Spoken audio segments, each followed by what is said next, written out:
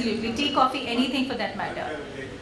You should see, if you ask me, that there's a beautiful timing for everything. If you see naturally, we have a breakfast in the morning, then we have a mid-morning snack, then we have a lunch, and tea and coffee time comes around 4:30 only.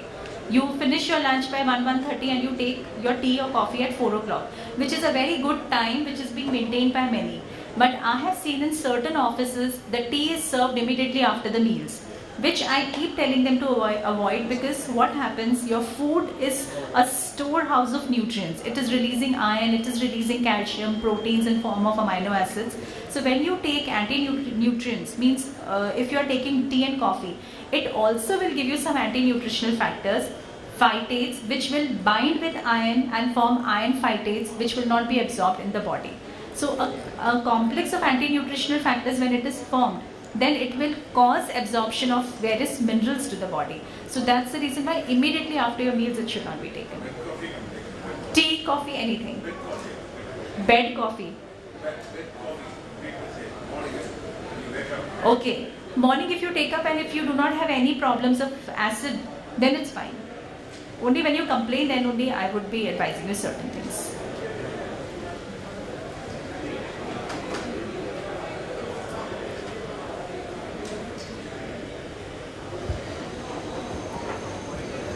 Madam, you must be aware of South Indian habit of taking the coffee immediately after meals or snacks in the evening.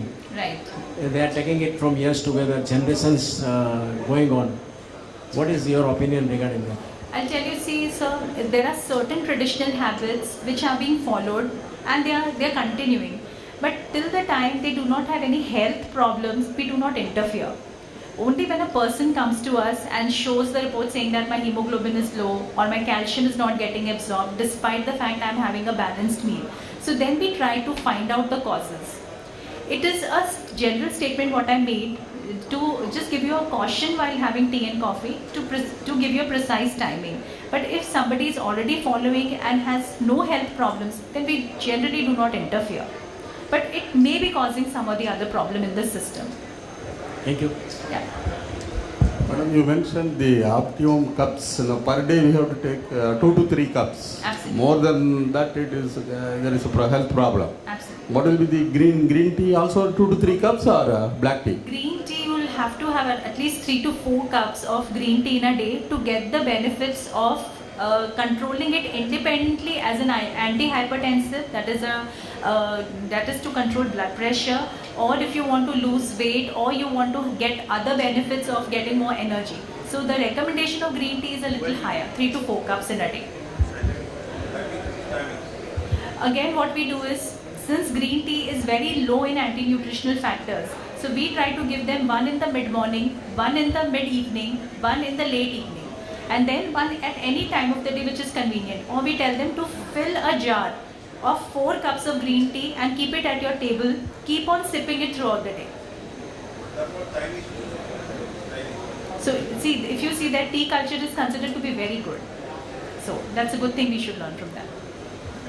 How can a person have green coffee? Okay, see, green coffee is also in the similar manner.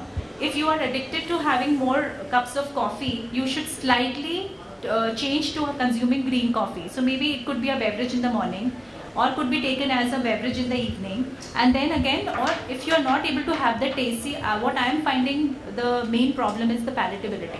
It is not so tasty, so we are able to take for 2 days, and then 3rd day we wait, and the 4th day we wait for the doctor's recommendation. So it keeps happening. So we again tell them, fill it in a jar, keep on sipping it in between, so that you are able to finish your quota of 2 to 3 cups in a day. It's unroasted coffee. Absolutely.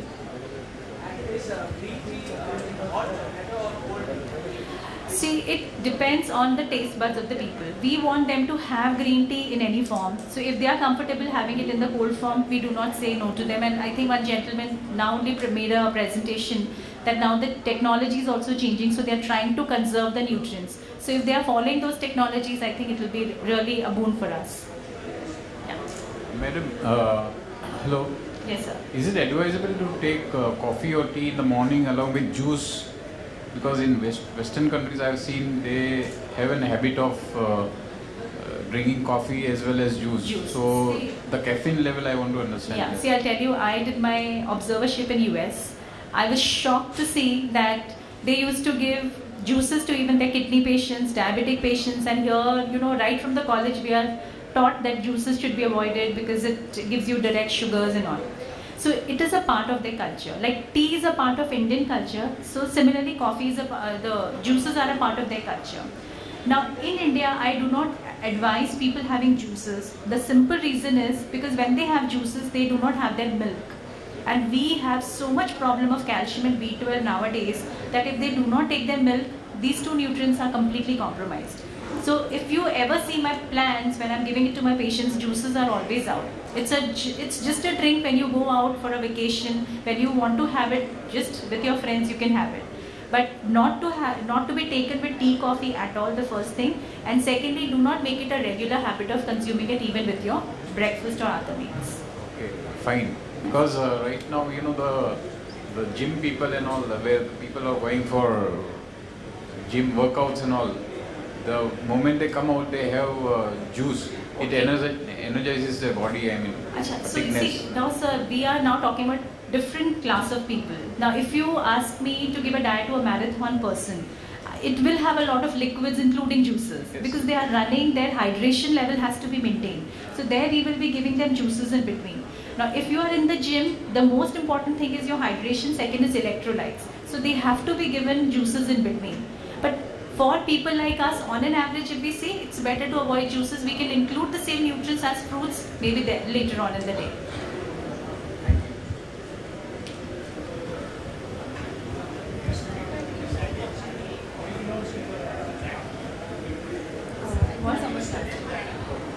See, I'll tell you, we do not conduct any biochemical estimations from our end, because tea, coffee is only one part of our nutrients. Our major concern, if you ask, is the proteins, carbohydrate, fats, and the total calories. So these are the main 4 nutrients that we study.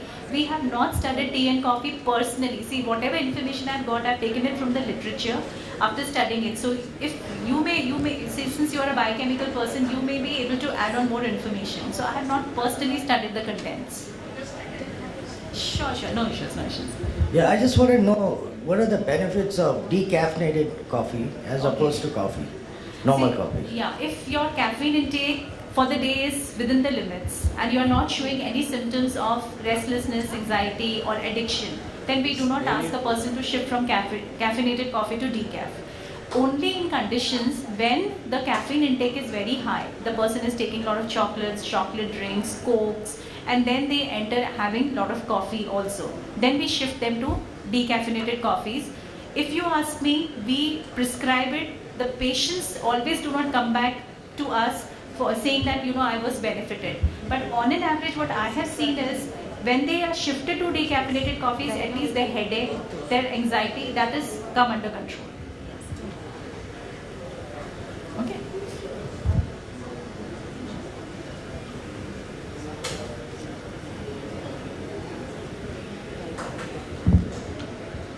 Is there anyone who wants to ask questions? Anyone? Are we done? Yes? Okay. Thank you so much, ma'am. See, now there are new studies which are coming up which are very alarming. They say that honey should not be taken.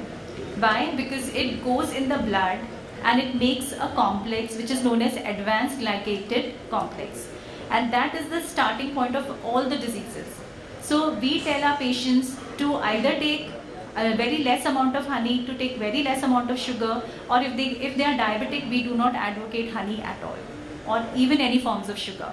I think somebody said honey is low in glycemic index, but if you see the contribution it is giving to blood sugars, when we check their blood sugars after their consumption of tea, coffee, whatever, with the sugars or honey, it has not been very good. So we advise all the diabetics, we write and give them no jaggery, no honey, no forms of sugar. No jaggery also. Jaggery is equal in glycemic index. The ability of a product to make sugars is known as glycemic index. The ability of jaggery is the same as sugars. In some cases it is even higher. If sugar is 70%, that is 86% jaggery. So don't think jaggery in terms of sugar is better than jaggery is better than sugar. Yeah. Yeah.